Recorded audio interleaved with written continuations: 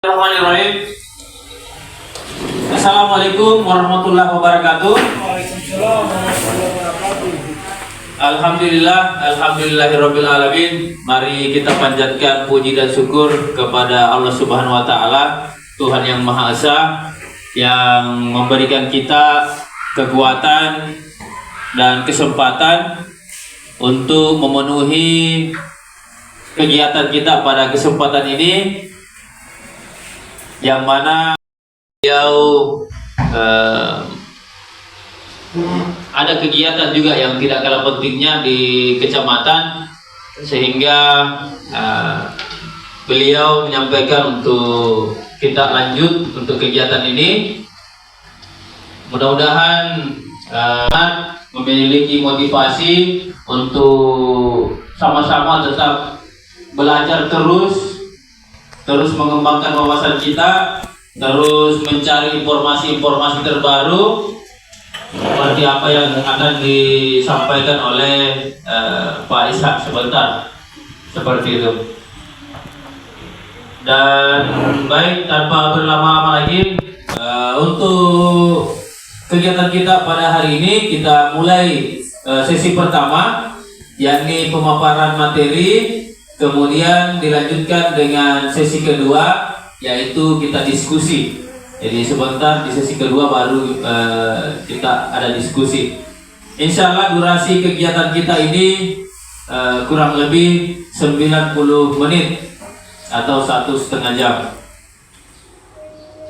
Untuk memaksimalkan kegiatan kita, langsung saja saya serahkan kegiatan ini untuk disampaikan penjelasan atau pemaparan materi oleh Pak Ishak SPD MPD.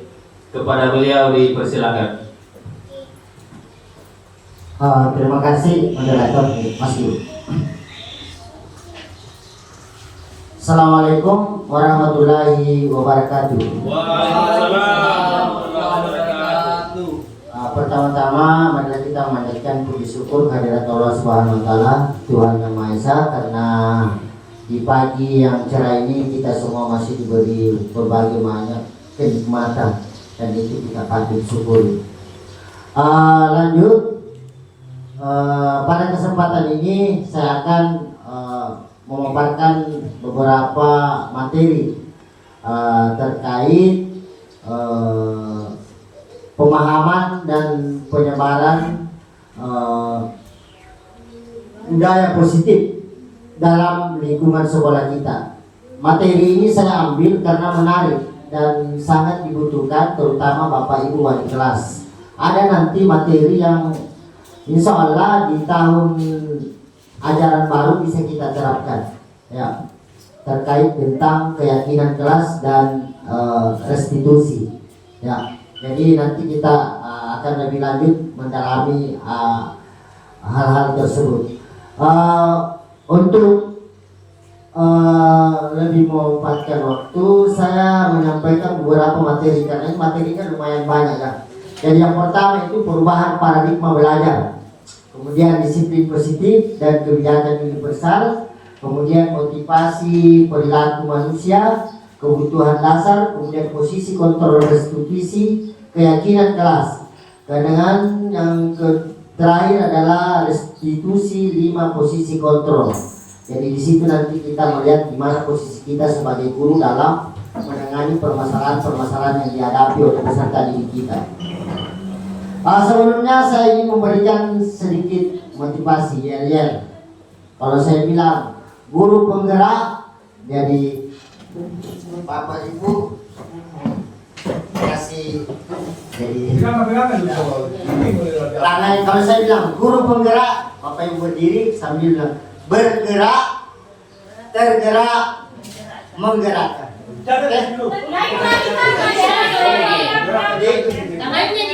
Guru penggerak, bergerak, ini kan huruf B, ya. Tergerak, menggerakkan. Boleh.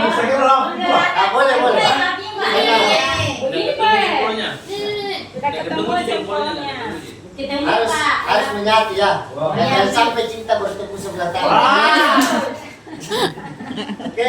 Jadi ini kita kemas dalam situasi yang santai. Yang penting ilmunya dapat, itu intinya. Ya. Oke. Jadi saya ulangi, guru penggerak, Bergerak, tergerak, menggerakkan. Oke. Jadi saya harap pada saat saya memberikan sedikit motivasi seperti itu, Bapak Ibu untuk berdiri, ya. Sambil untuk merehat, kita punya posisi dulu. Oke, bisa dimulai? Nah. Guru penggerak, Bergerak, tergerak, menggerakkan. terima kasih Bapak.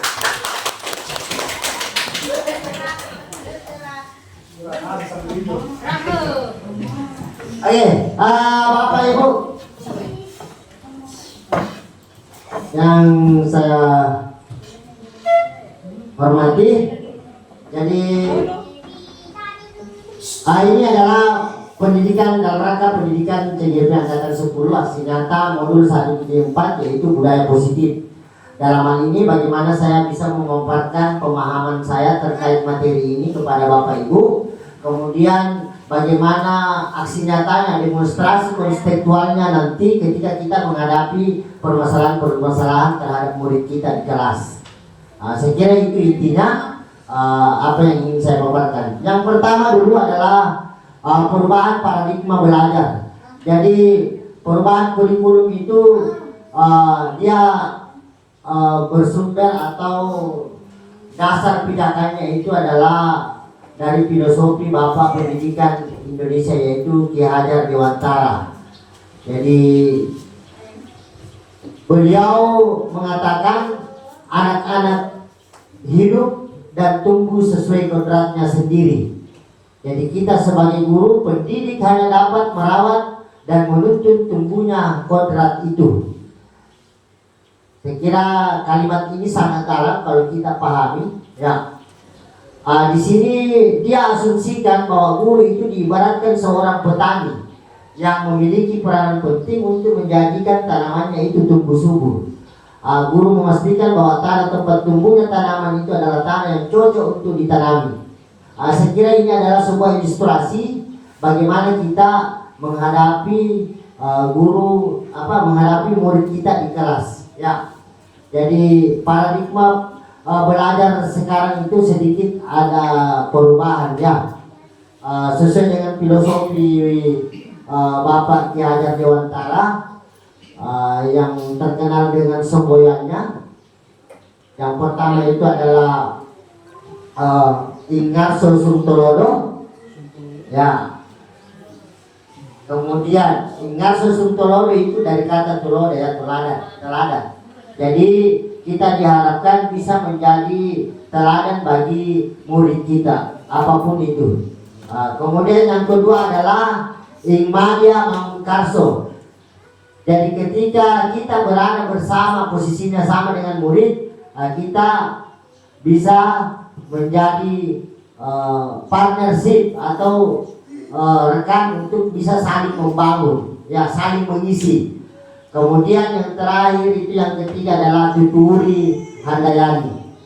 Tuturi handayani ini maksudnya adalah ketika kita bisa memberi dorongan kepada murid-murid kita untuk bisa lebih baik lagi. Jadi tiga posisi ini yang menjadi dasar filosofi pendidikan oleh Bapak Ki Hajar Dewantara.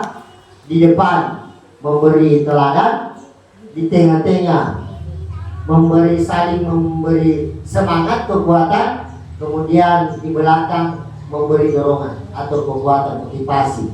Saya kira itu tentang perubahan paradigma belajar kita. Nah, kita berharap jadi di sini kita tidak memaksa peserta didik kita untuk mengikuti apa yang menjadi keinginan kita. Itu intinya. Yang diharapkan di sini adalah kita yang menuntun sejauh mana kemampuan peserta didik kita. Itulah karena secara kodrat seperti itu. Jadi tidak bisa dipaksakan murid kita mau jadi ini, mau jadi seperti apa, tidak bisa. Kita hanya mampu menuntun murid kita itu sesuai dengan kodratnya. Jadi terlalu dalam memang filosofinya ini Bapak Ki Hajar Dewantara, luar biasa. Dan memang kalau kita pikir-pikir masuk di akal. Ya, selama ini yang kita lakukan kan kita memformat murid kita, kita yang harus diikuti. Sekarang itu posisinya terbalik. Kita yang harus mengikuti perkembangan murid kita dengan arah yang lebih baik tentunya. Di sini fungsinya kita adalah menuntun untuk menuju ke arah yang lebih baik. Saya kira seperti itu tentang perubahan paradigma belajar secara singkatnya. Next, sekolah jadi lingkungan yang menyenangkan, menjaga dan melindungi murid dari hal-hal yang tidak baik. Dengan demikian karakter murid tumbuh dengan baik juga, ya. Jadi kita berusaha mencoba menciptakan lingkungan yang menyenangkan itu, sehingga dalam proses pembelajaran perasaan senang, bahagia itu bisa muncul di murid kita, sehingga pembelajaran bisa efisien, efektif. Dengan kata lain, kondisi lingkungan yang nyaman akan menimbulkan juga atau efek kepada murid kita itu karakternya akan lebih baik dibanding dengan kondisi lingkungan yang kurang bagus. Pasti ada juga pengaruhnya terhadap murid kita. Saya kira ini menjadi tanggung jawab kita bersama. Kemudian hal yang diharapkan adalah bagaimana murid akan mampu menerima dan menyerap suatu pelajaran dengan kondisi lingkungan belajarnya terasa aman dan nyaman. Sebagai contoh, murid yang tadinya malas menjadi semangat, bukan sebaliknya. Jadi di sini bagaimana lingkungan belajar murid itu kita ciptakan sehingga keadaan nyaman itu bisa memotivasi peserta didik kita untuk belajar nyaman. Saya kira lanjut. Yang kedua tentang disiplin positif.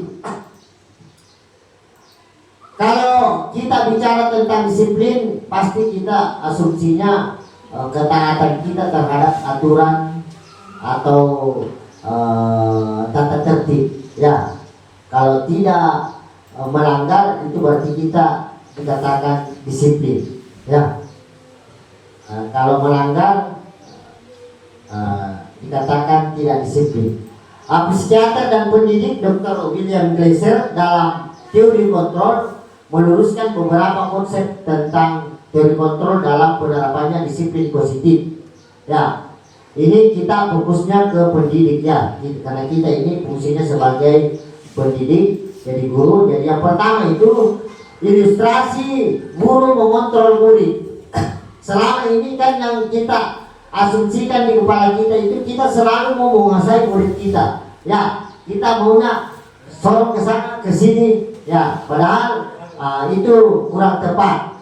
Jadi kita hanya menuntun dan mengarahkan ke hal-hal yang baik, bukan kita yang mengontrol mereka untuk berbuat sesuatu yang kita inginkan. Walaupun itu baik, tetapi tidak harus kita mengontrol secara masif seperti itu. Ya. Kemudian yang kedua, ilusi bahwa semua penguatan positif, efektif dan bermanfaat. Kita selalu memberikan penguatan kepada murid kita di kelas. Bilang jangko begini anak-anak, jangko begini. Terkadang kita merasa itu sia-sia, ya. Padahal ini penguatan positif. Ternyata tidak juga seperti itu. Ya. Nanti di ujungnya apa yang mendasari sehingga ilusi-ilusi ini menjadi suatu konsep yang kurang tepat sehingga perlu diluruskan. Yang ketiga adalah ilustrasi bahwa kritik dapat membuat orang merasa bersalah, dapat menguatkan karakter. Ini misalkan kalau kita mengkritik seseorang, kita berasumsi bahwa kritikan kita itu akan terasa akan membangun orang tersebut, tapi tidak juga seperti itu. Ya. Kemudian yang berikutnya adalah ilusi bahwa orang dewasa memiliki hak untuk memaksa. Ini yang kita ini. Kita kan selalu menganggap kita adalah guru, murid adalah anak-anak. Jadi kita selalu menganggap seperti itu. Jadi karena mereka kita anggap anak-anak, jadi kita mau atur sedemikian rupa. Jadi karakter murid itu tidak muncul secara alami karena pengaruh-pengaruh dari tekanan dari luar. Teori kontrol menyatakan bahwa semua perilaku memiliki tujuan bahkan terhadap perilaku yang tidak disukai. Itu artinya ketika peserta didik kita berbuat suatu kesalahan itu ada tujuannya, ya. Walaupun itu kita tidak sukai, ada tujuannya. Dan itu kita tidak pernah tahu, ya, kenapa mereka melakukan hal tersebut, ya. Nah, ujungnya adalah bagaimana semua konsep-konsep ini perlu diluruskan. Karena di sini disiplin positif itu bagaimana kita menciptakan namanya motivasi intrinsik. Jadi kita tidak bisa menciptakan sebuah disiplin positif ketika motivasi intrinsik pada murid kita itu tidak ada. Yang mana itu yang motivasi intrinsik adalah motivasi yang munculnya dari dalam murid itu sendiri, ya. Nah, itu yang kita harapkan. Kalau motivasinya itu muncul dari dalam, insya Allah semua hal-hal yang kita harapkan tentang kebaikan itu akan ikhlas dilakukan oleh murid kita. Jadi di sini penekanannya sebenarnya adalah bagaimana kita memperlakukan murid kita itu dengan hati, ya. Nah, jadi tidak ada tekanan tetapi dari hati ke hati, sentuhannya. Oke, next. Disiplin positif dan kebajikan universal. Miskonsepsi, kebanyakan orang akan menghubungkan kata disiplin dengan tata tertib, teratur dan kepatuhan pada peraturan, bahkan sampai pada tahapan hukuman. Disiplin dapat dipahami terkait bagaimana cara kita mengontrol diri, bagaimana kita menguasai diri untuk memiliki tindakan yang mengacu nilai-nilai yang kita hargai.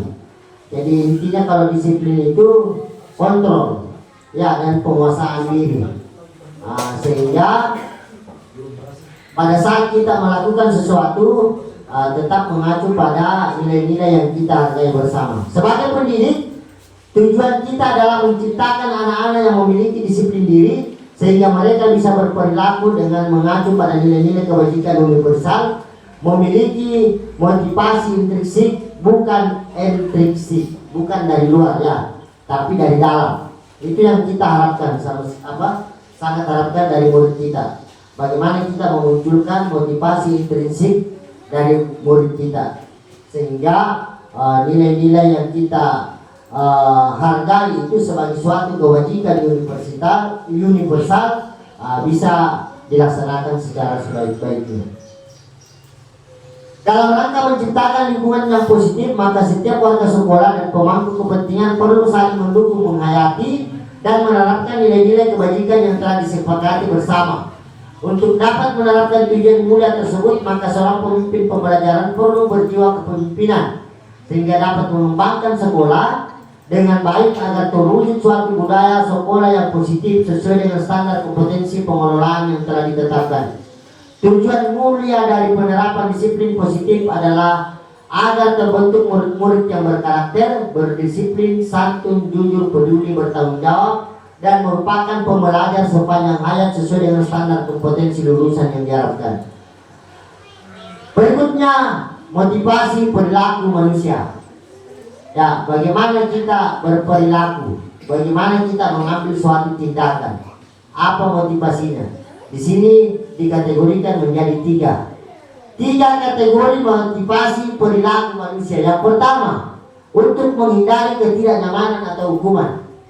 Ya, kadang kita berbuat ya hanya karena untuk menghindari ketidaknyamanan atau hukuman. Posisi yang kedua, untuk mendapatkan imbalan atau penghargaan dari orang lain. Ada juga orang yang berbuat sesuatu karena mau dihargai, mau dikasih imbalan. Ya, tadi yang pertama karena tidak mau kena hukuman. Yang ketiga, motivasi perilaku manusia adalah untuk menjadi orang-orang yang mereka inginkan dan menghargai diri sendiri dengan nilai yang mereka percayai. Kita raba-raba mami di mana posisi kita. 1 kah, 2 kah, 3 kah. Insya Allah kita semua belajar untuk ketiga. Ya, karena disitulah keikhlasan itu yang sebenarnya. Ya, jadi janji Pak Basir berbuat sesuatu hanya karena takut kena aturan. Ya. Jangan juga berbuat sesuatu karena ingin mendapatkan imbalan atau penghargaan dari orang lain, tapi lakukanlah itu karena ada nilai yang kita yakini dan nilai itu kita hargai sehingga kita bisa aktualisasikan dalam kehidupan sehari-hari. Itu yang kita harapkan. Next, kebutuhan dasar. Mengapa murid banyak berperilaku menyimpang? Karena kita juga sebagai guru tidak memahami bagaimana kebutuhan dasar murid kita. Ya, yang kita selalu lakukan hanya menuntut. Yang harus kita lakukan adalah menuntut. Ya, jadi beda nih polanya. Seorang murid melakukan suatu perbuatan yang bertentangan dengan nilai-nilai kebajikan atau langgar peraturan.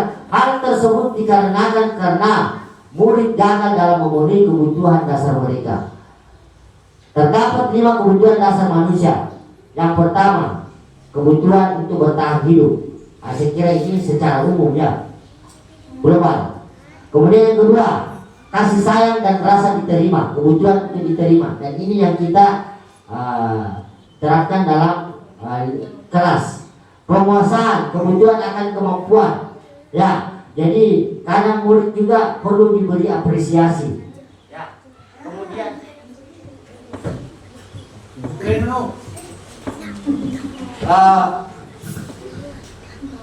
kasih sayang dan rasa diterima. Ya, ini kan kalau ada murid kita yang berbuat kesalahan dikucilkan. Seharusnya tidak seperti itu. Kita harus tetap menerima semua sebagai insan yang ingin berubah menuju kebaikan. Kemudian yang keempat, kebutuhan akan pilihan. Jadi murid itu punya keinginan, punya pilihan untuk mereka lakukannya. Jadi bagaimana cara kita memenuhi kebutuhan murid di dalam kelas. Ya, jadi misalkan dalam proses belajar ada yang gaya belajarnya kinestetik, ya, yang suka gerak-gerak. Ada yang audiovisual, yang suka nonton video. Ada yang audio teorial, ya. Saya kira itu semua yang kita harus penuhi dalam proses pembelajaran yang kita lakukan di kelas, karena itu menjadi kebutuhan murid kita. Nah, murid kita kan karakternya bermacam-macam. Nah, di sini juga yang menjadi dasar munculnya pembelajaran berdiferensiasi. Kemudian kebutuhan untuk merasa senang. Ya, sekali-kali kasih senang-senang ke murid kita. Ya, jangan dikasih susah terus. Ya. Saya kira seperti itu. Jadi memang butuh juga refreshing ya. Jadi perlu itu mungkin pembina OSIS untuk memprogramkan ini, apakah rekreasi atau apa. Saya kira perlu menjadi program OSIS itu. Ya. Bersama dengan gurunya. Ya. Oke. Next. Ini yang menarik ini Bapak Ibu. Saya waktu terima ini juga bagus juga materinya, luar biasa. Posisi kontrol restitusi. 5 posisi kontrol yang diterapkan seorang guru, orang tua ataupun atasan dalam melakukan kontrol. Masih normal Pak. Kelima posisi kontrol tersebut adalah yang pertama. Jadi ini yang kita harapkan, bagaimana kita menerapkan apa yang kita terapkan selama ini dan apa yang kita melakukan ke depannya. Ya, setelah materi. Yang pertama, penghukum. Orang-orang yang menjalankan posisi penghukum senantiasa mengatakan bahwa sekolah memerlukan sistem atau alat yang dapat lebih menekan murid-murid lebih dalam. Jadi ini posisinya ya, yang fakta yang terjadi di lingkungan sekolah kita. Semua sekolah seperti itu, karena adanya tata tertib.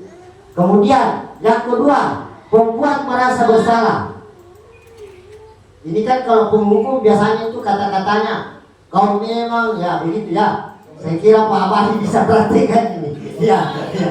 Kau itu ya, itu artinya dia langsung menjustis murid bahwa salah. Jadi ini secara psikologis akan berdampak lebih dalam dan bisa memunculkan tekanan psikologis, bahkan menimbulkan dendam.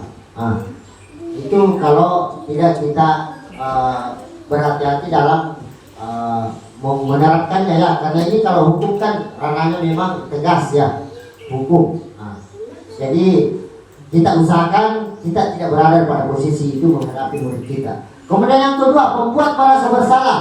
Biasanya guru akan bersuara lebih lembut. Pembuat rasa bersalah akan menggunakan keheningan yang membuat orang lain merasa tidak nyaman, bersalah atau rendah diri. Misalkan ada murid kita yang bolos atau terlambat. Kita katakan nih bahwa kau itu Basir, kapan kau mau rajin sekolah? Ya, tidak terlambat. Kalau begini, saya sebagai wali kelas pasti dimarahi sama kepala sekolah.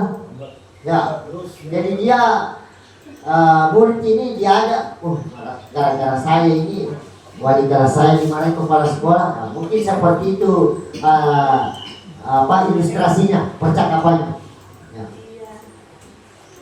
Yang ketiga, teman. Mungkin ada juga di antara kita yang antara kita dengan murid kita memposisikan diri kita sebagai teman. Pada posisi ini tidak akan menyakiti murid, namun akan tetap berupaya mengontrol murid melalui persuasi.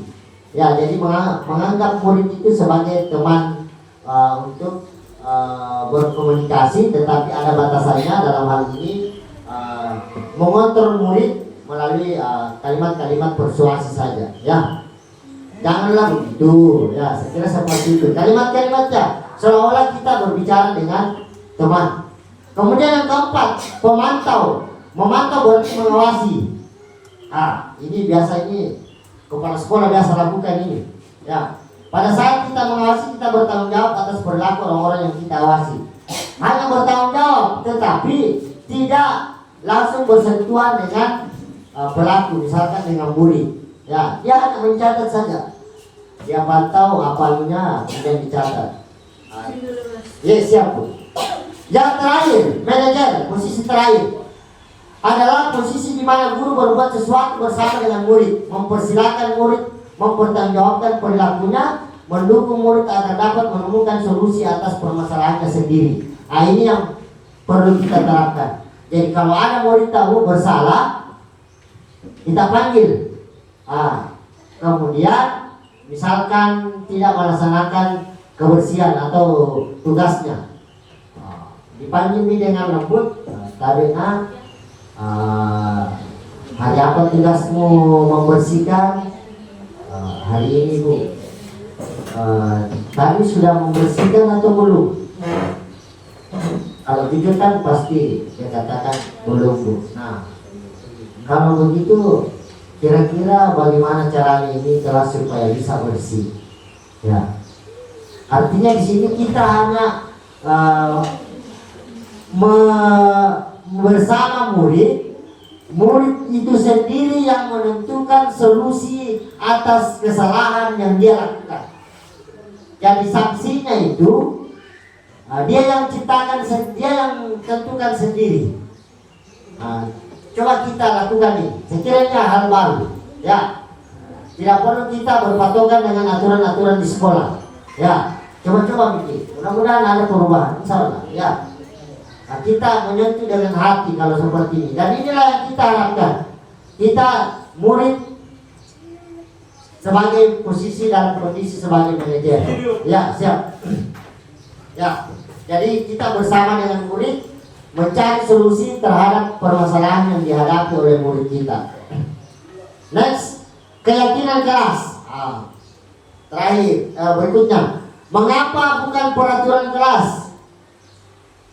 Selanjutnya, keyakinan kelas yaitu nilai-nilai kebajikan universal yang disepakati secara tersirat dan tersurat, lepas dari latar belakang suku, negara maupun agama dan bahasa. Keyakinan akan lebih memotivasi seseorang dari dalam.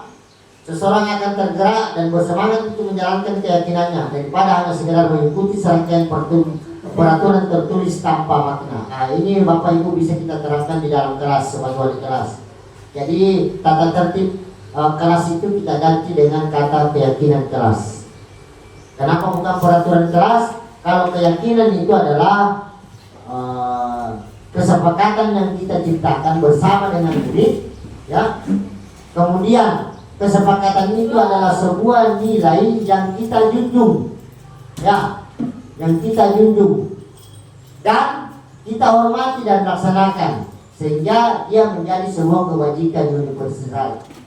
Karena itu menjadi sebuah kebajikan universal, maka bisa dikatakan itu adalah keyakinan kita. Jadi misalkan keyakinan kelas 8A menghargai orang lain.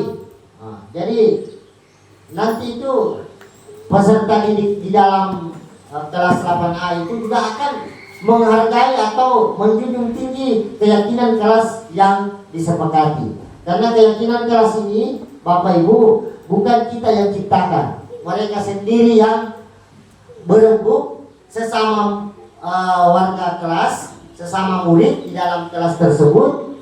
Apa keyakinan kelasmu? Dari sekian banyak yang mereka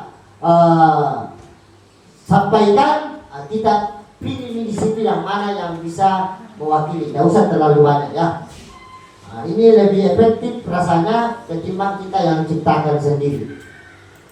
Nilai-nilai kebajikan yang dapat diterima secara universal yang terlepas dari latar belakang suku negara, bahasa maupun agama, yaitu keadilan, kehormatan, peduli, integritas, kejujuran, pelayanan, keamanan, kesabaran, tanggung jawab, mandiri, keselamatan, kesehatan, dan banyak hal lain yang tentang nilai-nilai kebajikan universal. Ini prosedurnya, ini yang penting. Bisa diterapkan nantinya, Bu, di tahun ajaran baru. Keyakinan kelas bersifat lebih abstrak daripada peraturan yang lebih rinci dan konkret. Keyakinan kelas berupa pernyataan universal, senantiasa dibuat dalam bentuk positif, hendaknya tidak terlalu banyak sehingga mudah diingat dan dipahami oleh warga kelas. Keyakinan kelas sebaiknya sesuatu yang dapat diterapkan di lingkungan sekolah. Kemudian semua warga kelas hendaknya ikut berkontribusi dalam pembuatan keyakinan kelas lewat kegiatan curah pendapat atau curhatnya. Bersedia meninjau kembali keyakinan kelas dari waktu ke waktu. Bagaimana prosedurnya? Yang pertama, mempersilakan warga sekolah, kalau ini keyakinan sekolah, kalau keyakinan kelas berarti warga kelas atau murid-murid di sekolah atau kelas untuk bercurah pendapat tentang peraturan yang perlu disepakati di sekolah atau di kelas. Kemudian mencatat semua masukan-masukan para murid warga sekolah di papan tulis atau di kertas besar, di mana semua anggota kelas bisa melihat hasil curah pendapat tersebut. Susunlah keyakinan kelas sesuai dengan prosedur pembentukan keyakinan sekolah atau kelas. Gantilah kalimat-kalimat dalam bentuk negatif ke yang positif. Jadi diusahakan tidak ada nuansa-nuansa kalimat negatif, ya. Contoh kalimat negatif: jangan berlari di kelas atau koridor. Kalimat positifnya: berjalanlah di kelas atau koridor, ya. Kira bisa dipaham.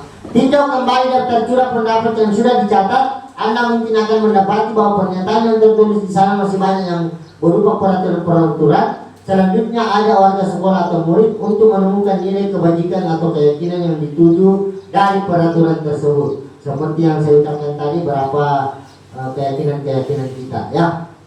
Jadi mereka yang keluarkan keyakinan itu, mereka yang susun, mereka yang buat, mereka yang sepakati, mereka yang laksanakan. Ya, artinya apa? Akan lebih efektif karena mereka sendiri yang menciptakan aturan buat dirinya. Yang jelas kita ada acuannya, ya. Kan kita di sini hanya memfasilitasi murid dalam pembentukan keyakinan kelas. Saya kira ini perlu diterapkan. Insya Allah tahun ajaran baru bisa dilakukan ini, Bapak Ibu. Prosedur pembentukan keyakinan kelas: tinjau ulang keyakinan sekolah kelas secara bersama-sama. Seharusnya setelah beberapa peraturan telah disatukan menjadi beberapa keyakinan, maka jumlah butir pernyataan keyakinan akan berkurang.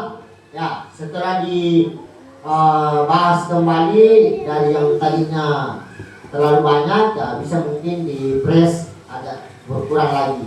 Sebaiknya keyakinan sekolah atau kelas tidak terlalu banyak, berkisar 3 sampai 7 prinsip saja keyakinan. Bila terlalu banyak, warga kelas akan sulit mengingatnya, sehingga sulit juga untuk dilaksanakan karena faktor lupa. Ya, setelah keyakinan sekolah kelas selesai dibuat, maka semua warga kelas dipersilakan meninjau ulang dan menyetujuinya dengan menandatangani keyakinan sekolah atau kelas tersebut, termasuk guru dan semua warga murid. Jadi ditempel di kertas besar, kemudian yang bertanda tangan di situ semua warga kelas. Ya, tanda tangan semua dan juga wali kelasnya. Dan itu dihargai, diyakini, ya, sebagai tuntutan kita dalam berperilaku di dalam kelas. Keyakinan sekolah atau kelas selanjutnya bisa dilekatkan di dinding kelas, di tempat yang mudah dilihat semua warga kelas.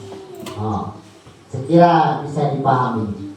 Kertas ukuran Manila ya. Oke. Kira paham. Contohnya, ini ada contohnya. Keyakinan kelas 1, setiap anggota kelas perlu belajar. Jadi kalau ada yang tidak belajar, ya, kita bagaimana keyakinan kelas yang kita bisa mengganti? Semua warga kelas harus belajar. Jadi dikembalikan ke dia, ya. Jadi kita hanya mengingatkan saja. Sekira ini akan lebih efektif ketimbang peraturan atau tata tertib yang kita tempel selama ini. Coba kita, ya. Sekira yakin saya. Dan menarik ini, Bu, menarik kalau kita terapkan. Ya, misalkan keyakinan kelas 5, selalu bersikap positif, senantiasa menjadi diri yang terbaik.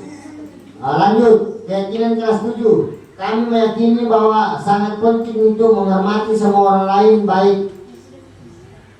baik orang lain, ya. Saya kira mata juga sudah, ya, apa ini, sudah mulai berkurang juga. Ya. Kami meyakini bahwa sangat penting untuk mengerjakan segala pekerjaan atau mengikuti kegiatan yang telah ditugaskan. Ya, saya kira ini contoh-contoh keyakinan kelas, tidak usah terlalu banyak, ya. Singkat saja, paling banyak 3 sampai 7 poin. Dan itu kita tempel di kelas, dan itulah acuan kita dalam berinteraksi di dalam kelas. Ya. Demikian penjelasan mengenai keyakinan kelas sebagai upaya-upaya yang dapat dilakukan dalam membangun budaya positif di sekolah. Tentunya untuk mewujudkan hal ini membutuhkan proses yang tidak bisa dilakukan dalam waktu singkat. Selain itu, proses ini juga membutuhkan keterlibatan semua pemangku kepentingan. Ya.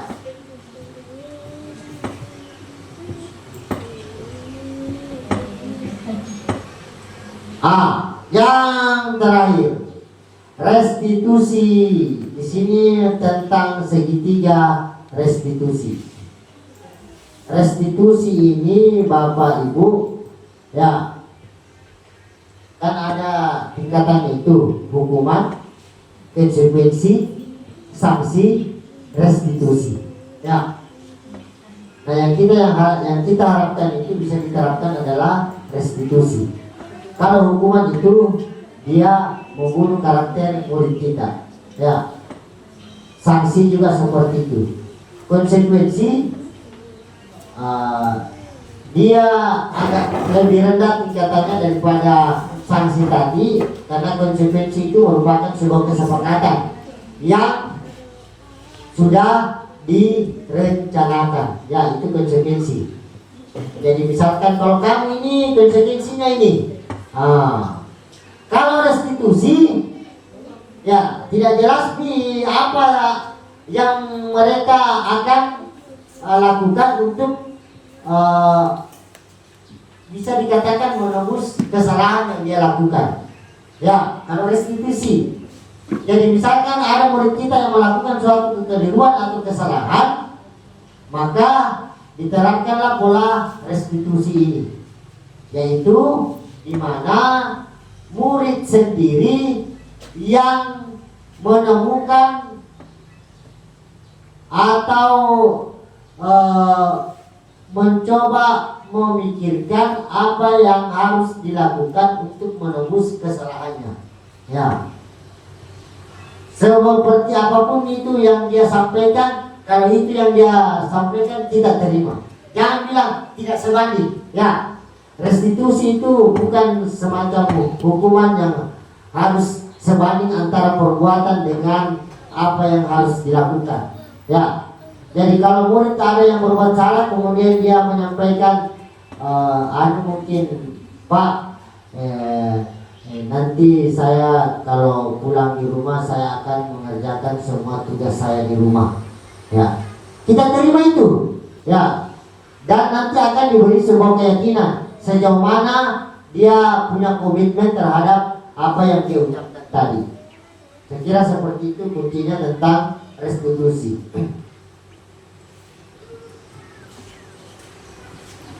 Hari tadi. Oh, kenapa kembali?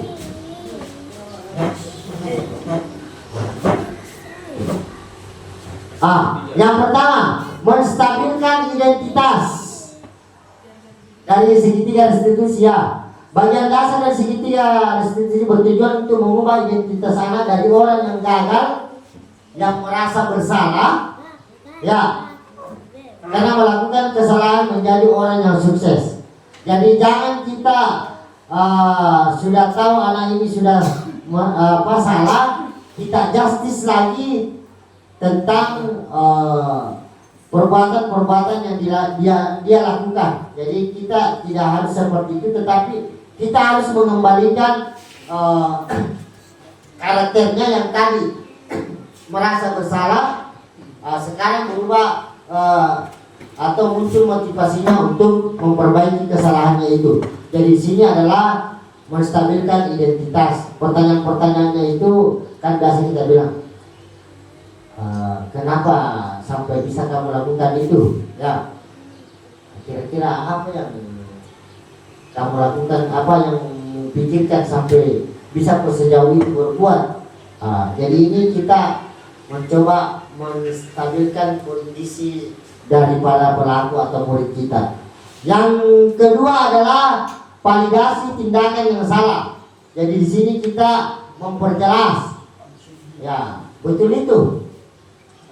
Tadi ada informasi saya dengar seperti ini. Betul itu yang kamu lakukan begitu. Ya, saya kira ini untuk validasi tindakan. Yang terakhir, menanyakan keyakinan, yaitu teori kontrol menyatakan bahwa kita pada dasarnya termotivasi secara internal. Jadi pada intinya Bapak Ibu, semua manusia termasuk murid kita dan kita juga pasti selalu ingin berbuat baik. Itu intinya. Ya. Cuman karena ada motivasi dari luar, yang dari dalam sebenarnya itu pasti niatnya kita baik. Cuman karena ada motivasi atau pengaruh lingkungan sehingga terjadilah sebuah kekeliruan atau kesalahan. Dan begitulah apa yang dilakukan oleh murid kita dalam interaksinya di sekolah maupun di kelas. Ya. Nah, ketika identitas sukses telah tercapai dan tingkah laku yang salah telah divalidasi, maka anak akan siap untuk dihubungkan dengan nilai-nilai yang dia percayai dan berpindah menjadi orang yang dia inginkan. Bagaimana kesepakatan kelas yang kita sudah sepakati? Begini Pak, begini Bu. Terus bagaimana sekarang?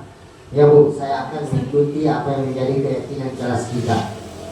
Jadi kita mengajak, jadi menuntun murid untuk kembali mengingat keyakinan kelas yang mereka sepakati. Ya, karena ini keyakinan kelas kembali ke dirinya masing-masing. Dan itu yang kita harapkan. Dengan pola-pola seperti ini, maka motivasi intrinsik peserta didik kita itu bisa muncul dengan baik. Ya. Menanyakan keyakinan. Sorry.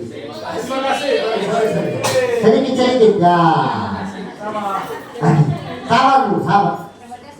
Saya kira ini segitiga restitusinya. Ini bagi hal-hal yang kita bisa lakukan ketika kita mendapati permasalahan terkait murid kita di kelas. Bisa diterapkan Bapak Ibu, ya. Saya yakin bisa, ya. Cuman karena kita sudah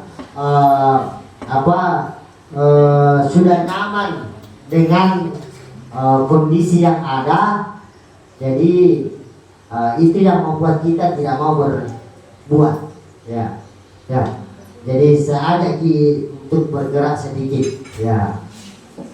Dengan satu orang saja yang melakukan itu luar biasa, ya. Kalau ada satu orang yang konsisten melakukan itu dan ada dalam lingkungan sekolah, kita berharap yang melihat akan tergerak hati dia tahu, ya. Kalau ada kata-kata begitu, dia tahu ada niatnya itu, walaupun belum bisa diaktualisasikan. Kalau dia tahu tadi menjadi oke, saya bergabung, berarti dia sudah tergerak. Kalau yang sudah tergerak, sudah bergerak sama-sama kita, maka mari kita bergabung untuk melangkah bersama-sama menggerakkan, ya. Demikian Bapak Ibu yang saya hormati, yang saya cintai dan saya banggakan, semoga apa yang saya sampaikan bisa bermanfaat, ya. Insya Allah kedepannya kita akan selalu bersama-sama untuk membangun sekolah kita ini menjadi lebih baik. Oke, saya sedikit memberikan kembali motivasi. Salam guru penggerak. Bergerak, menggerakkan.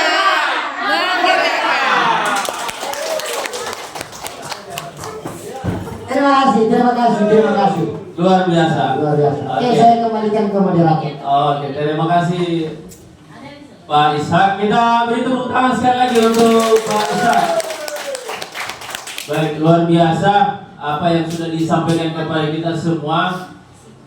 Saya kira ini menjadi bahan bakar motivasi kita lagi ke depannya, apalagi melihat kita sudah berada di ujung tahun pelajaran 2023-2024. Insya Allah kita melangkah ke tahun pelajaran baru 2024-2025.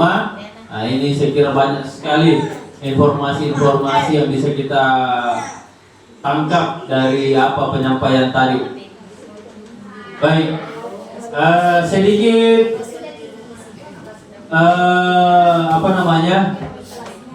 konklusi atau kesimpulan sebelum saya masuk ke sesi kedua, ya, untuk diskusi, ya. Jadi saya harapkan Bapak Ibu bisa memberikan tanggapan atau pernyataan-pernyataan terkait apa yang disampaikan Pak Ishak, apakah dalam bentuk pertanyaan ataukah tanggapan-tanggapan, ataukah ada tambahan yang lebih dipahami, ada informasi baru dari Bapak Ibu yang bisa kita sharing di sini. Nah, ini bisa kita saling berbagi. Baik, dari keseluruhan tadi yang bisa kita sama-sama tangkap, yaitu bagaimana cara kita melihat peserta didik ini dari sudut yang lain. Jadi mungkin selama ini saya juga pribadi sebagai guru melihat peserta didik bahwa peserta didik ini kosong, siswa ini tidak tahu apa-apa. Makanya kita guru yang harus mengarahkan, memberikan pengetahuan, memerintah atau dan lain sebagainya. Nah, akhirnya kita terjebak dalam hal-hal yang negatif, yang akhirnya justru menutup atau membuat peserta didik ini menjauh dari ilmu pengetahuan. misalkan kita bersuara keras, berkata-kata kasar kepada siswa, tentu saja dari hasil atau dari apa yang disampaikan tadi, tentu hal-hal tersebut sudah tidak efektif di kondisi pada saat kita alami sekarang. Jadi tadi penyampaian dari Pak Ishak, dari materi yang disampaikan, bagaimana kita bisa berjalan bersama peserta didik, bagaimana hal-hal yang positif ini bisa kita kembangkan, bukan hanya menyuruh, memerintah apa semua. Seperti tadi keyakinan kelas, contohnya keyakinan kelas itu dibuat bersama-sama, bukan guru yang otoriter. Nah, sekiranya kita pahami tadi semua apa yang disampaikan Pak Ishak, siswa yang membuat aturannya, siswa yang menjalankan. Jadi kita hanya memandu saja. Jadi kita seperti guide di orang kalau pergi wisata. Nah, kita mengontrol saja, mengguide yang mana yang lebih tepat, yang mana bisa dilaksanakan. Itu mungkin sedikit yang bisa saya tangkap dari apa yang disampaikan Pak Ishak.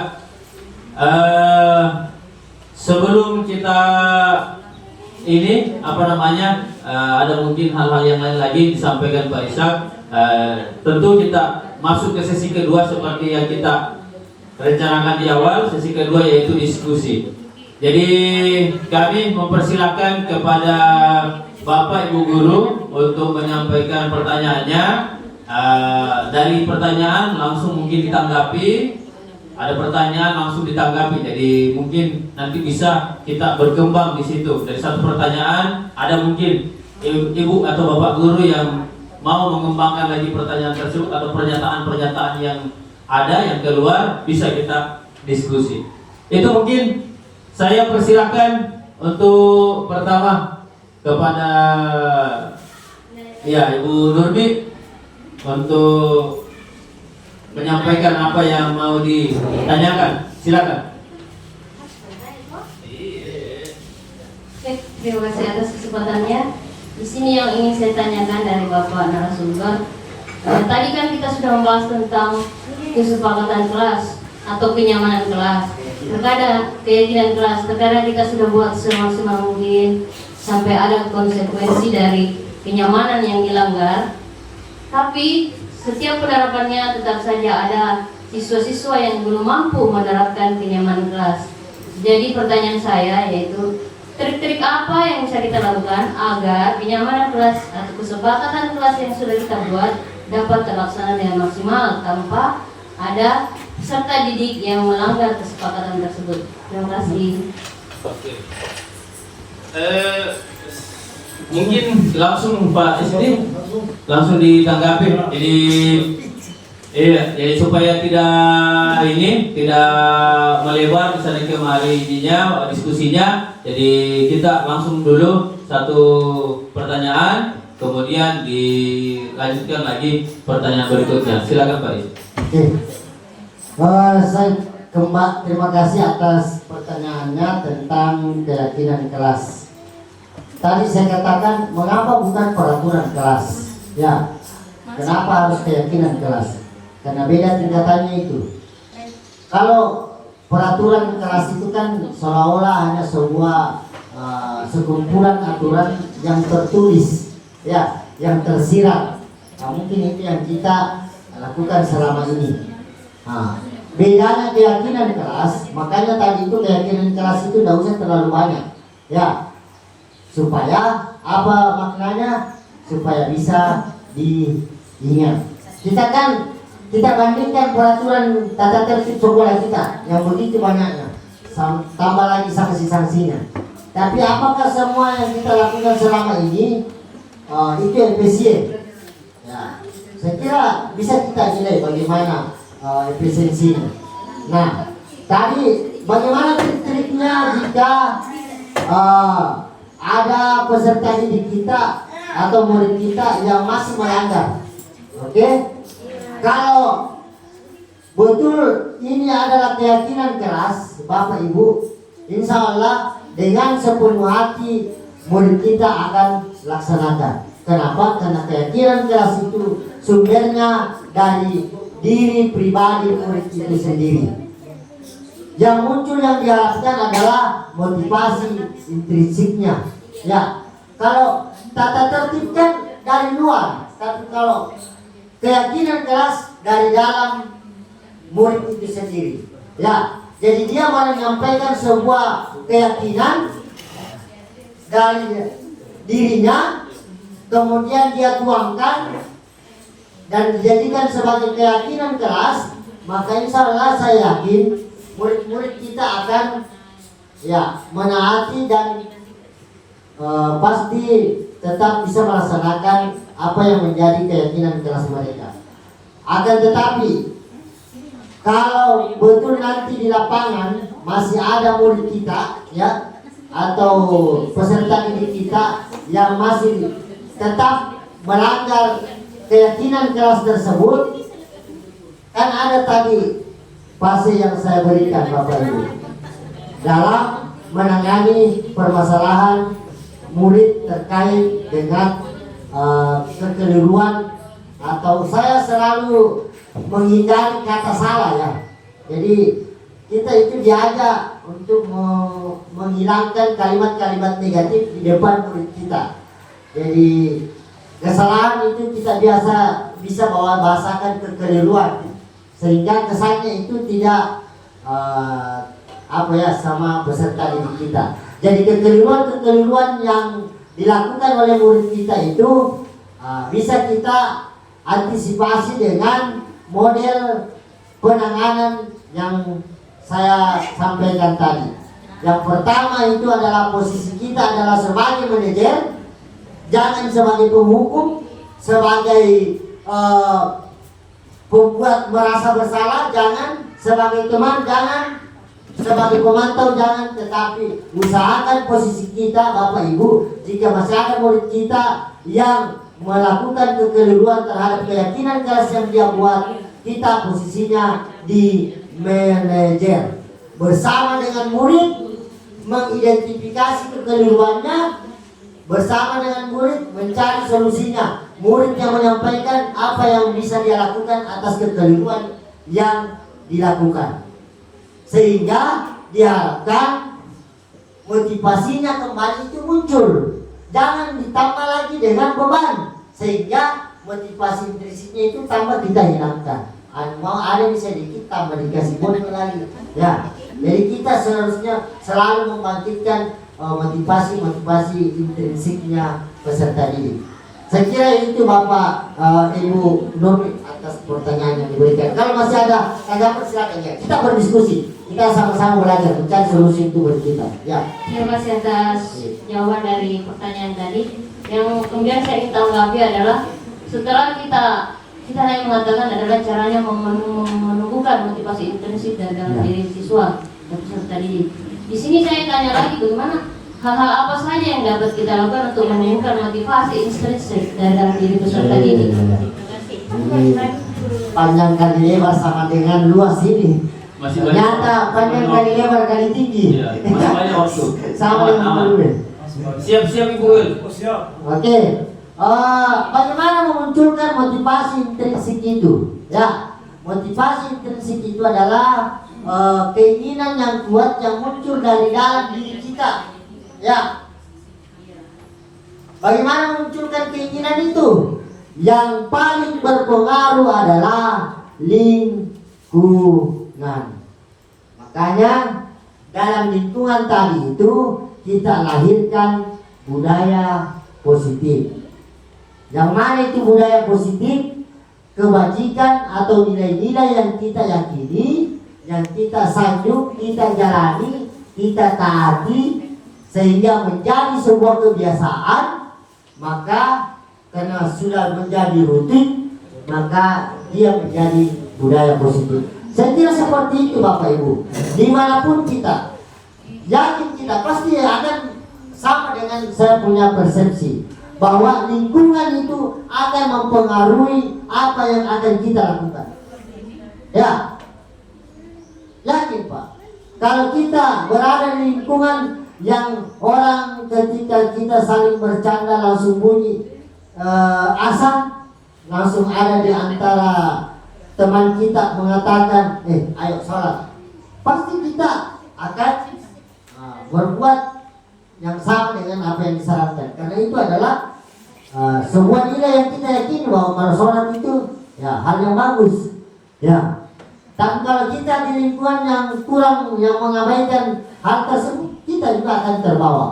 Jadi yang harus yang kita lakukan supaya motivasi intrinsik itu bisa muncul, ya yang pertama itu adalah bagaimana kita menciptakan lingkungan yang memiliki budaya positif.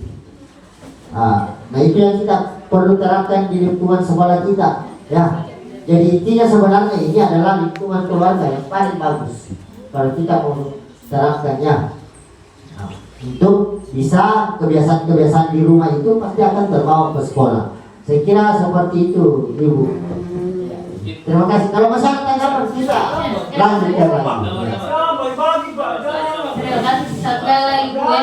Ya siap. Terima kasih pemaparannya tadi bagus, sangat termotivasi saya untuk memotivasi siswa untuk membangun budaya positif dalam lingkungan, untuk membangun motivasi intrinsik. Tapi yang kalau saya pahami Pak dari pemaparan tadi bahwa intrinsik itu kan motivasi yang bersumber dari dalam diri.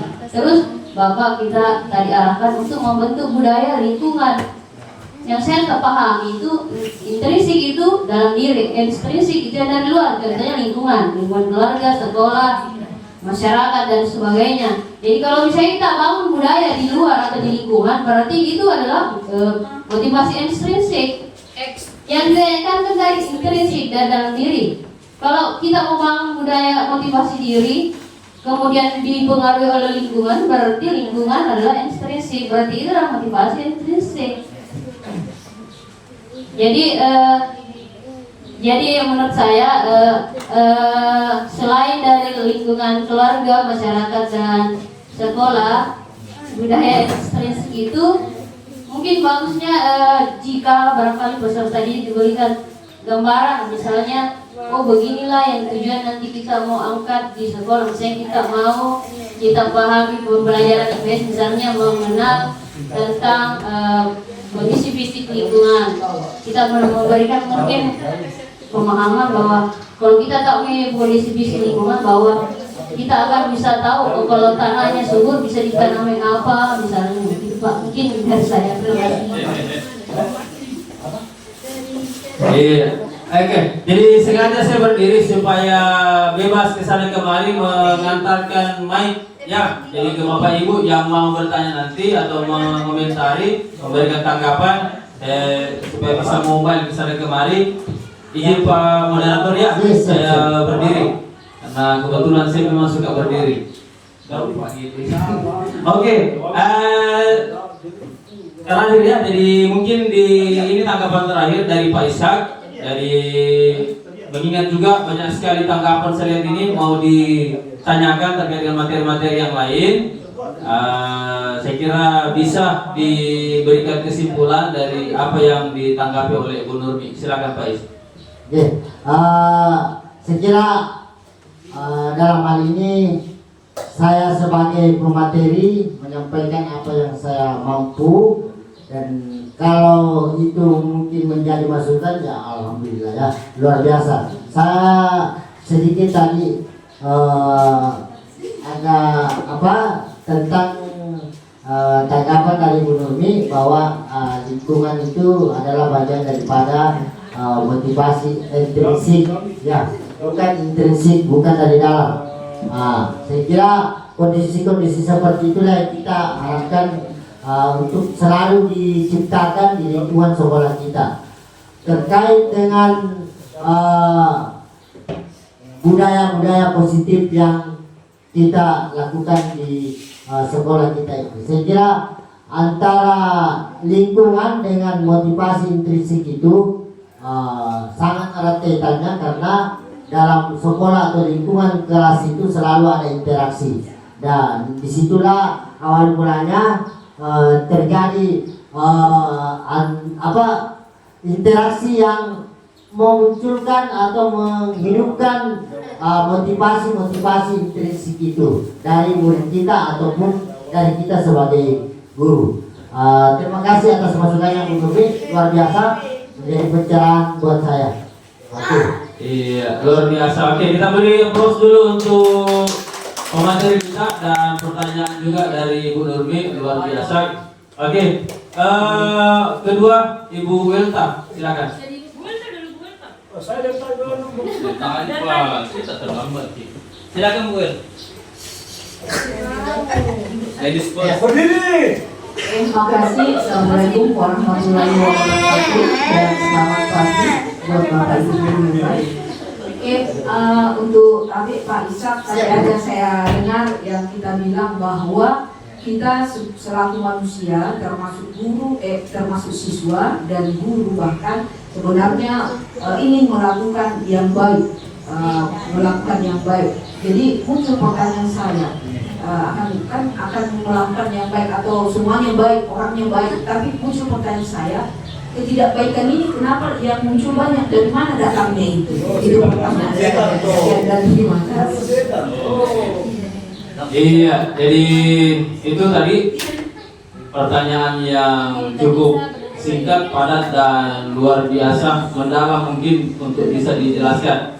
Jadi saya kira bisa menjadi perhatian kita semua. Luar biasa pertanyaan dari Bu Welta. Kita simak dengan baik. Silakan Pak Is. Terima kasih, luar biasa pertanyaannya. Ya, padat dan jelas. Jadi selagi kita masih normal Bapak Ibu, ya masih sehat otak tak, yakin Ci, niat baik itu pasti ada. Tapi pada kenyataannya kenapa niat baik itu terkalahkan? Ya, berarti disitulah yang dinamakan keyakinan Anda belum sepenuhnya untuk melakukan niat baik itu. Ya. Bagaimana?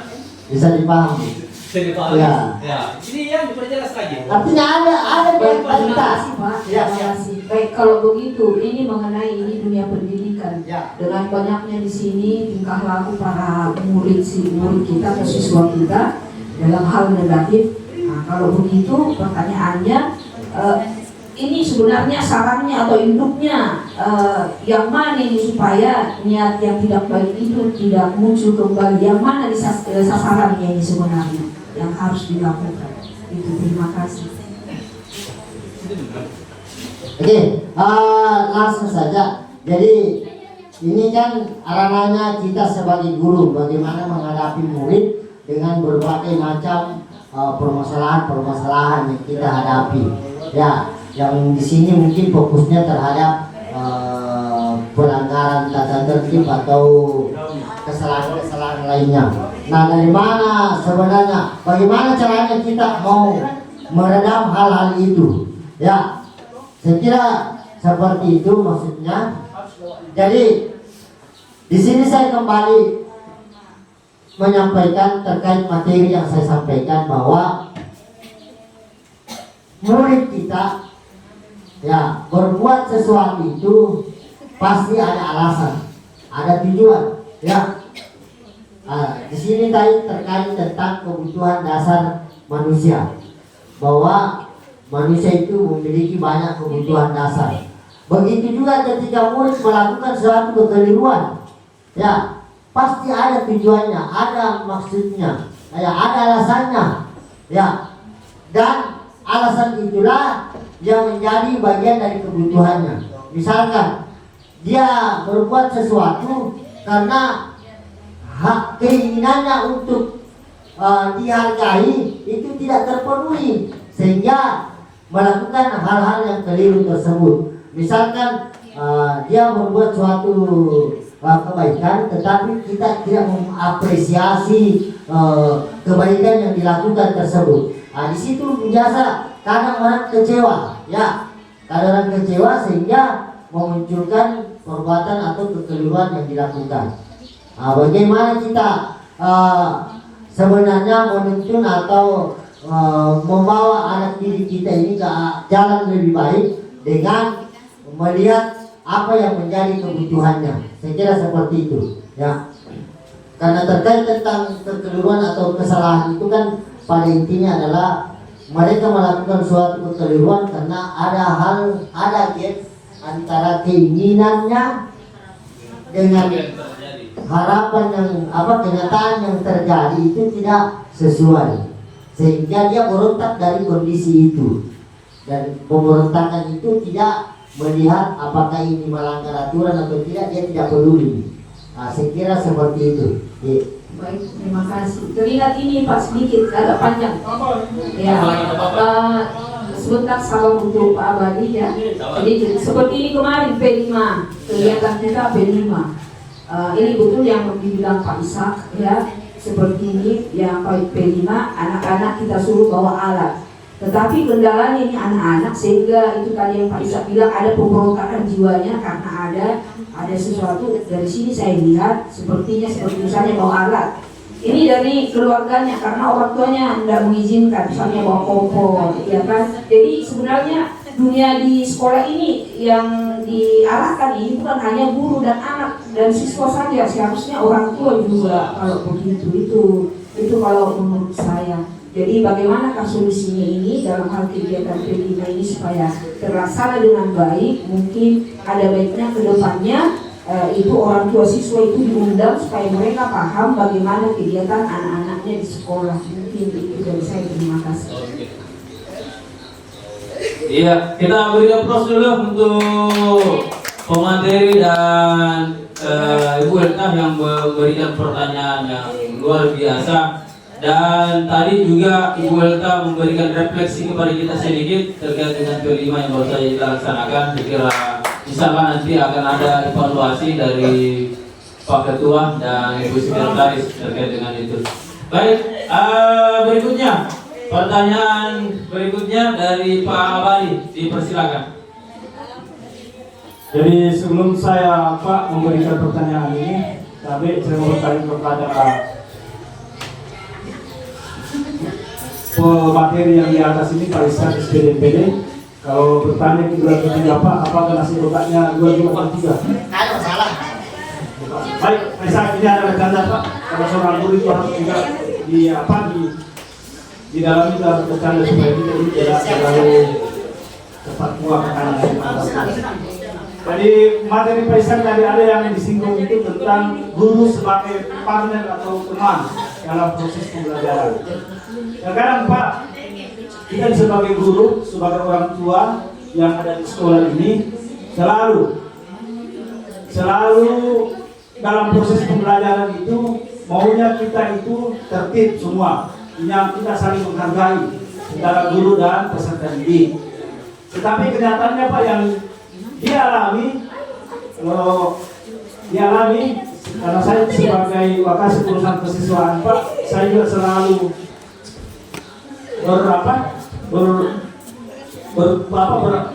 bertemu dengan atau selalu bertemu dengan anak peserta didik dan bahkan juga teman-teman dari guru. Dan terkadang guru juga biasanya yang perempuan ini Pak, yang selalu itu terkadang biasa yang putrinya atau guru yang perempuan itu terkadang mengalami suatu kayak dikasih menangis siswanya. Begitu Pak yang ternyata dia Pak. Ya, gurunya yang menangis ini. Terkadang begitu. Karena dia tidak bisa peserta didik ini dia tidak bisa memisahkan antara ini yang kita masukkan ini sebagai teman ini. Ya, menempatkan dirinya ini sebagai peserta didik dan guru ini sebagai gurunya. Ini terkadang yang kita biasa dapatkan di lapangan ini ya Pak. Nah ini. Dan itu mungkin Pak, semua sekolah juga mengalami seperti begitu. Dan bahkan biasa kalau kita ada di JP Pak, teman-teman bercerita tentang masalah peserta didik. Dan yang saya di ranah itu kan selalu saya bersentuhan dengan peserta didik. Inilah yang saya mau pertanyakan Pak, kiat-kiat apa sehingga antara guru dan peserta didik ini Pak ada saling menghargai sehingga proses pembelajaran itu Pak bisa berjalan seperti apa yang kita inginkan secara bersama. Itu Pak. Demikian. Assalamualaikum warahmatullahi wabarakatuh. Memahami posisinya masing-masing deh. Ya. Terima kasih Pak Abadi atas sedikit permasalahan yang dihadapi. Bagaimana kita sebagai guru dan murid kita itu ada sikap untuk saling menghormati dan saling menghargai. Harus diakui memang pergeseran nilai peserta didik kita itu sangat luar biasa. Masih Pak? Ya, bisa bergabung. Ya. Jadi setelah pasca COVID, bagaimana karakter murid kita itu sangat dan cukup liar, ya, dan itu berdampak sampai sekarang ini. Nah, di sisi lain juga kita tidak menyadari bahwa ternyata ada hal yang sudah berubah. Begitu juga perubahan itu terjadi pada murid kita, peserta didik kita. Ya, kita selalu menginginkan murid kita untuk menjadi sesuatu yang kita inginkan. Bilang kau begini kok, kau seperti ini, kau harus seperti ini. Nah, itu yang harusnya sekarang kita perlahan-lahan kita mulai geser. Ya, jadi posisinya kita sekarang adalah bukan lagi menuntut, tetapi menuntut, mengantarkan murid kita untuk bisa menjadi baik dan hidup bahagia. Ya, saya kira itu filosofinya Bapak Ki Hajar Dewantara kita. Jadi untuk materi yang saya sampaikan tadi itu adalah ketika kita menghadapi permasalahan-permasalahan di sekolah terkait dengan kekeliruan mengenai disiplin positif atau budaya positif yang kita terapkan di sekolah. Di situ saya jelaskan yang pertama itu posisi kita adalah penghukum. Kemudian yang kedua membuat merasa bersalah. Yang ketiga sebagai teman. Yang keempat pemantau. Yang kelima manajer. Nah, kita selama ini ketika menghadapi murid yang melanggar peraturan, kita memposisikan diri kita sebagai penghukum. Ya, mau tidak mau kita harus akui, dan saya juga mengakui itu. Ya, kau memang salah memang kok. Nah, itu kan kalimat menghati. Nah, itu sebagai posisi penghukum. Yang kedua tadi adalah membuat merasa bersalah. Ya, sudah itu nak terlambat, jangan kau terlambat. Saya yang nomornya kepala sekolah. Ya, kasihan saya ini. Apa tidak kasihan kok? Dia wali kelas pun dimarahi terus sama wali kelasnya. Nah, jadi kita buat siswa kita itu menjadi merasa bersalah karena perbuatannya. Yang ketiga sebagai teman, ya, mengajak murid itu ketika berbuat salah dan mendampinginya, tapi dalam posisi sebagai teman. Nah, bisa kamu itu rumah itu ya, jangan begitu lagi. Kasihan tuh kalau begitu. Ya, itu kalimat-kalimat yang mungkin bisa kita lakukan. Ya, yang keempat tadi itu adalah pemantau, ya, hanya catat-catat saja. Kalau ada kesalahan nanti belakangan baru ada eksekusi. Dan yang kelima adalah manajer. Kalau mau saling menghormati Pak Abadi, seperti pertanyaan tak, terapkan itu posisi yang kelima sebagai manajer. Yakin tak? Insya Allah dihargai. Ya, jadi ketika ada sesuatu kita bisa dicoba-coba ini Pak Abadi. Nanti setahun ajar baru. Iya, saya yakin. Jadi kalau selama ini pola kita sebagai penghukum, bolehlah kita coba ini. Ya, dicoba-coba, tidak ada masalah. Mudah-mudahan berhasil. Ya, kita memposisikan diri kita sebagai manajer, di mana kita bersama murid mencari solusi terhadap kekeliruan yang dilakukan. Jadi murid sendiri yang menentukan apa hal yang dilakukan untuk menembus kekeliruan yang dilakukan. Mau tidak seimbang antara perbuatannya dengan yang mau lakukan, kita terima itu sebagai suatu niat baik. Nah, sebagai suatu niat baik dari murid kita untuk mau berubah. Jadi janji, kan Kan selama ini tata tertib kita melanggar satu kali sekian, melanggar 3 kali keluar. Itu kan selalu memposisikan antara aturan dengan akibatnya itu selalu setara. Ya, padahal kita ini ranahnya bukan ranah pengadilan, Pak. Kita ini ranahnya pendidikan. Ya, mendidik. Ya, bukan menghukum. Ya. Jadi ya. Jadi solusinya itu Pak Badi. Pasti hargai ini. Ya, seperti ini. Ini ada video saya. Alhamdulillah. Produsennya Pak Firmansyah.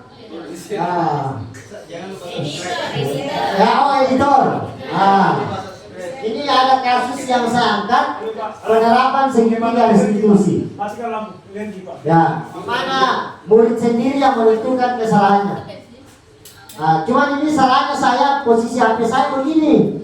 Ternyata dia bilang editor harus dikasih begini saja. Jadi itu pengalaman lagi. Terima kasih Pak Firman atas luar biasa ilmunya yang diberikan kepada saya. Bagi teman-teman yang ingin mengambil video pembelajaran, ya, jadi kasih berdiri. Ya. Kasih bareng baru ambil. Kalau berdiri baru ambil setengah mati. Ini jadinya. Ya. Ini Bu Mas, berdiri baru diambil, begini jadinya. Harus baring baru diambil. Ya. Ya.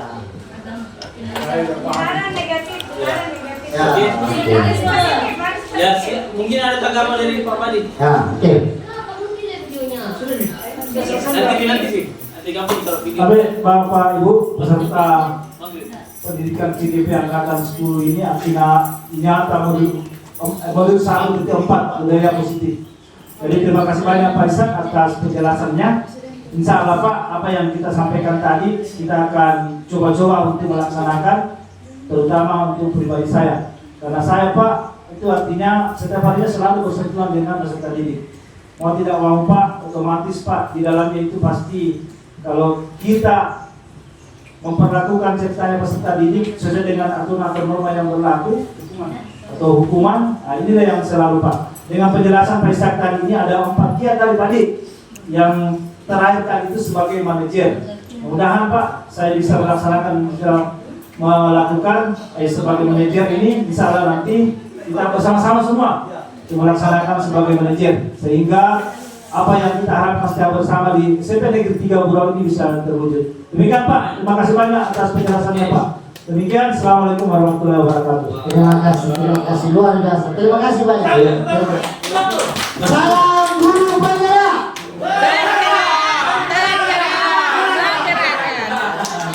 Oke, ya. Jadi terakhir ya. Jadi kalau ada Bapak Ibu yang terakhir lagi, karena waktu kurang lebih 10 menit lagi kita tutup kegiatan kita ini. Mungkin pertanyaan terakhir. Silakan. Ya, ada Pak. 5 menit. Terima kasih. Assalamualaikum warahmatullahi wabarakatuh. Waalaikumsalam. Terima kasih atas kesempatan yang diberikan. Tadi saya terlambat masuk, mohon maaf karena ada tugas dari Bu Nuki, jadi lebih penting diselesaikan. Dari beberapa menit saya dulu tadi ada kata-kata yang sempat saya tangkap berkaitan dengan proses penegakan kedisiplinan di sekolah yang terkait dengan tertib tadi. Kalau saya mendengar apa yang disampaikan oleh Pak Ishak tadi, dalam pikiran saya ini berarti tata tertib sekolah itu harus diubah, kan? Karena poin-poin yang ada dalam tata tertib itu sudah bertolak belakang dengan apa yang disampaikan tadi. Walaupun saya baru mendengar ujung-ujungnya ini, kan? Artinya apa namanya, tata tertib yang ada sekarang ini apa namanya, posisinya memang ya menghukum sesuai dengan apa yang ada di poin-poin tata tertib.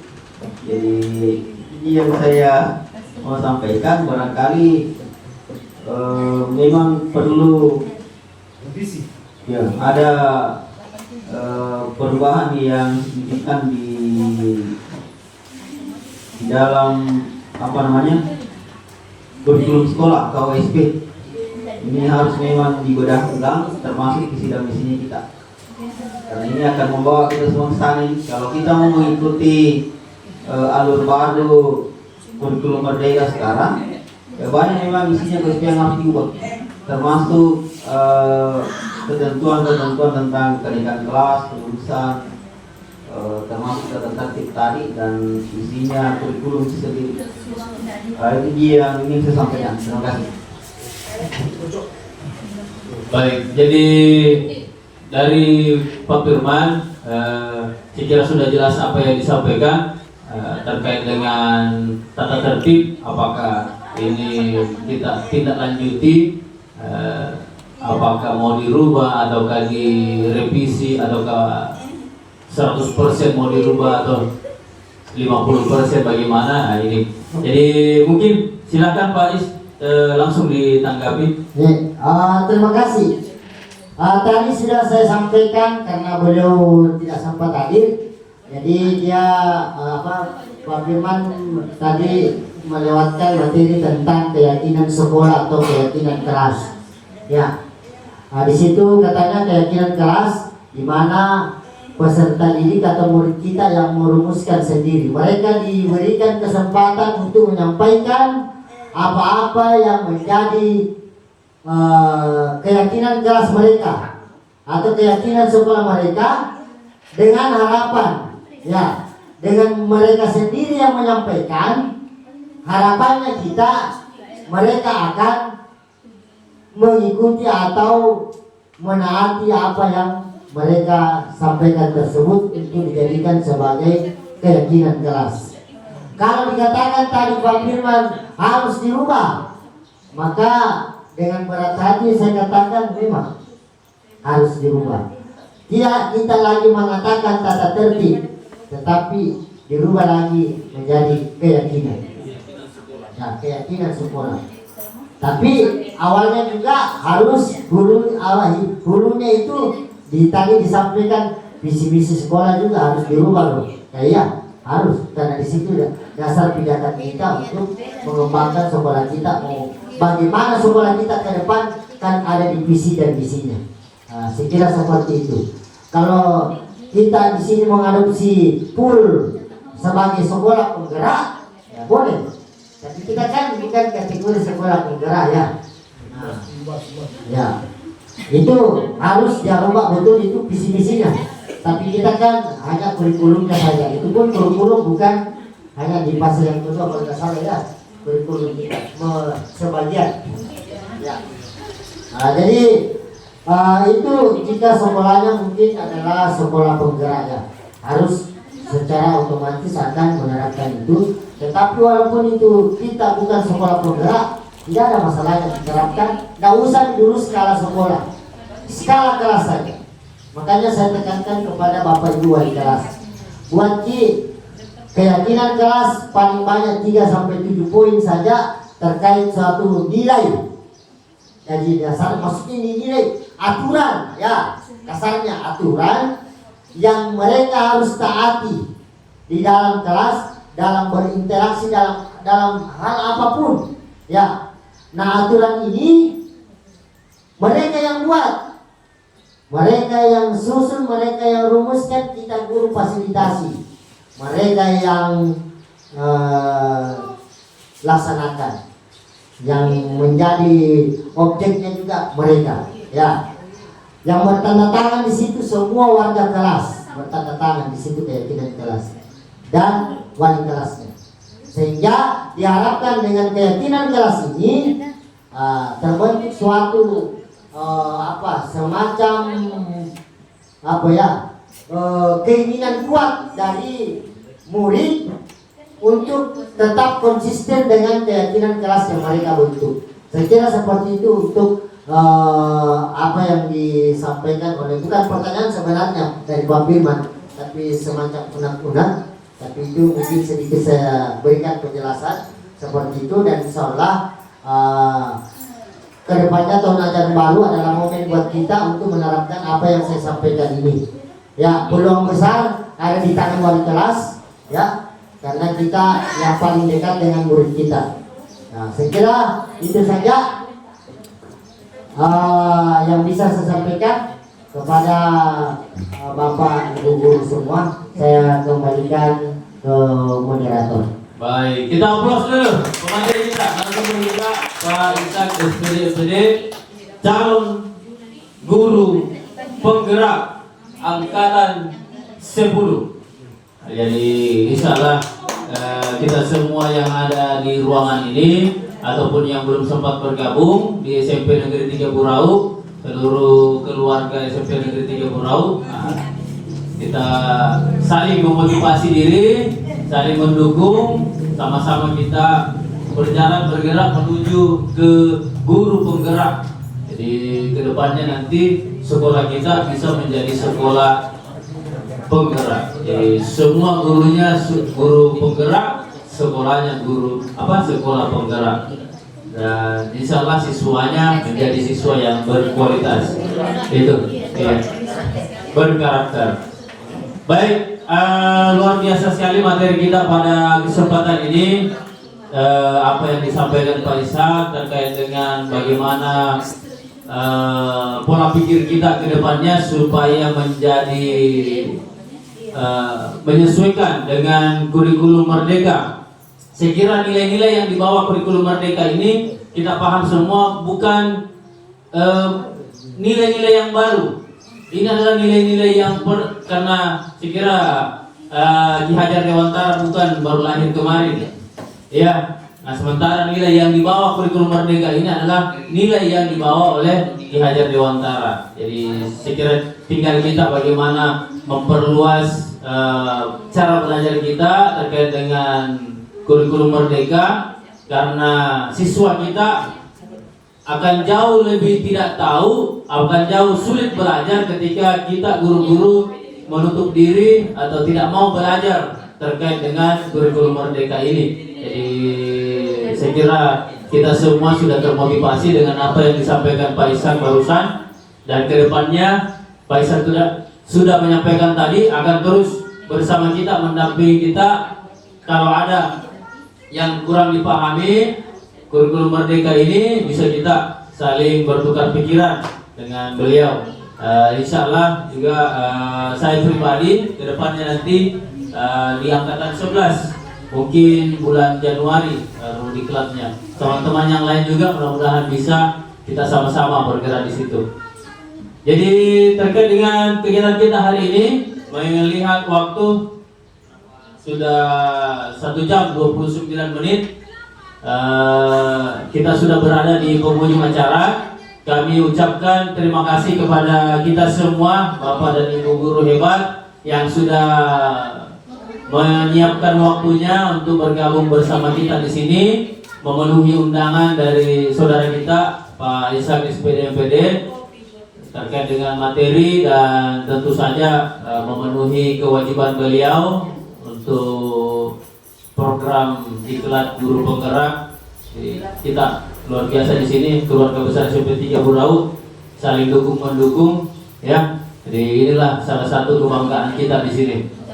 Jadi itu saja mungkin yang dapat kami sampaikan kepada kita semua. Ini masih jauh dari kesempurnaan, masih sangat jauh dari kesempurnaan. Jadi mari kita sama-sama memperbaiki diri, saling mengingatkan.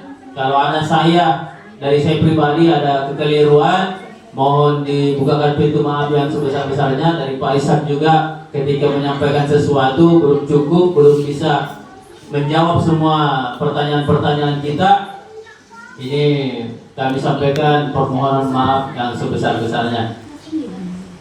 Demikian mungkin. Oh iya, silakan Pak. Terakhir saya minta kepada Bapak Ibu guru untuk memberikan yel-yel kepada saya. Ya. Mari Bapak Ibu guru berdiri. Ya, sebagai penutup pada acara kita pada hari ini, mudah-mudahan mendapat berkah dari Allah Subhanahu wa taala. Amin. Salam guru